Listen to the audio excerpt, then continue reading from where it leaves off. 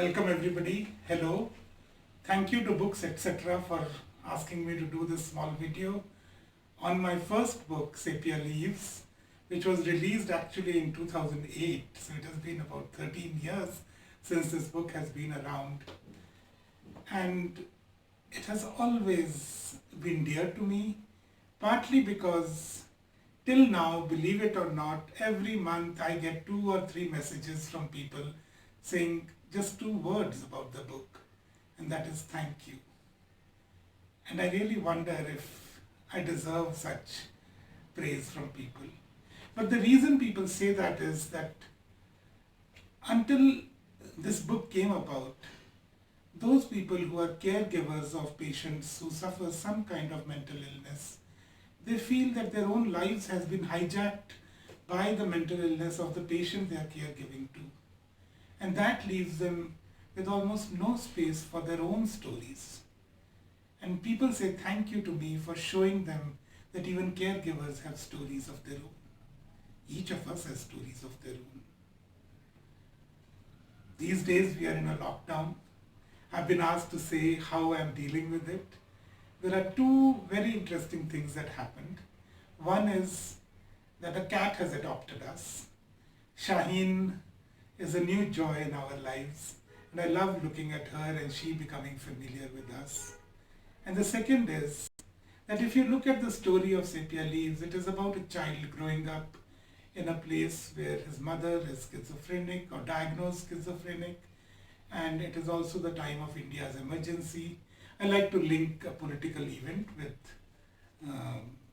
the story I'm trying to tell, and I saw similarities between the two.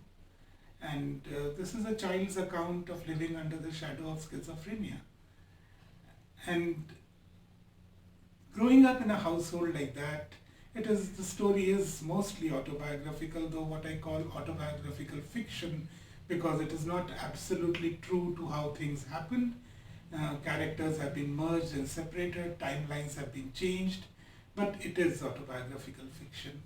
But growing up as a child in such a family, and for the 35 years of my life, as long as my mother was alive, I really turned into food agnostic. I did not really care much about what I ate, at least.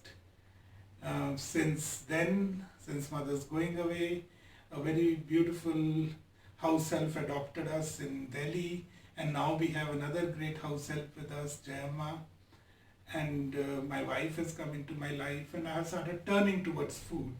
But again, the last many years, I have been just a consumer of food and not producing it. And in this lockdown period, I have started learning how to cook.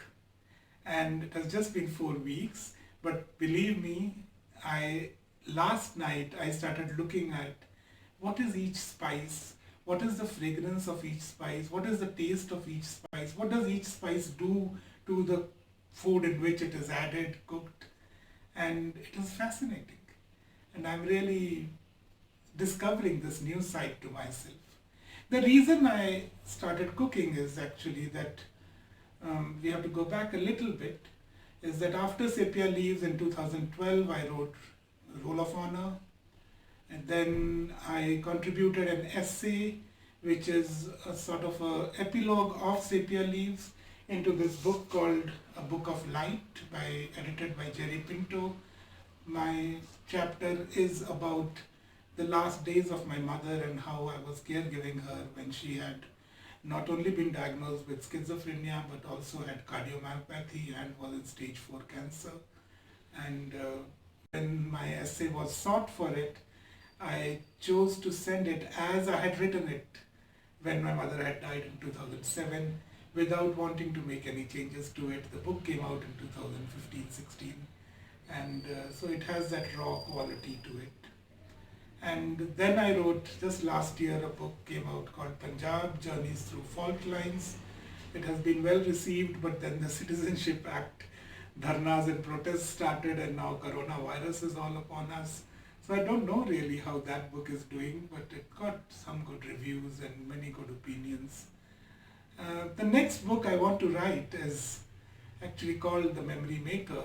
It is about migration and memory, in which pottery plays a great role.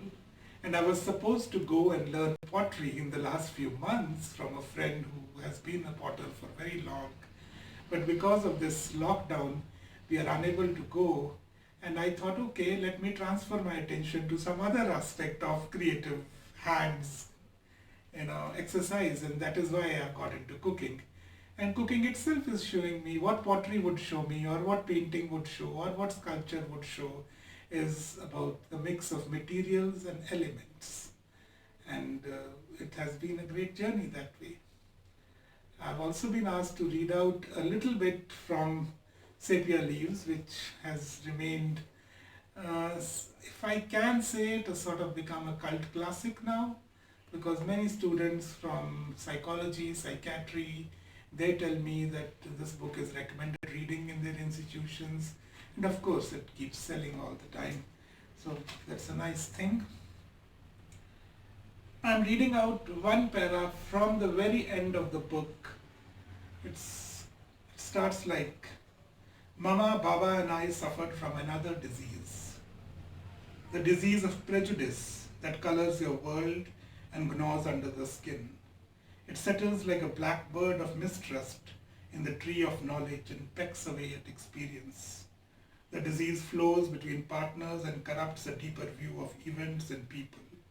Who you are is overshadowed by how you are perceived by one another, controlled and distorted by expectations of how we ought to be. The only person who can overcome it and its symptoms is the victim himself. Some conquer the bird of doubt and defy its pecking, many do not. This is especially relevant in these times of coronavirus, when instead of rising up as a nation to fight a virus which can infect any one of us, there are forces in the country which are trying to communalize us, which are trying to segregate on class and caste and other kinds of distinctions. The fact is, we have to be united to face this enemy.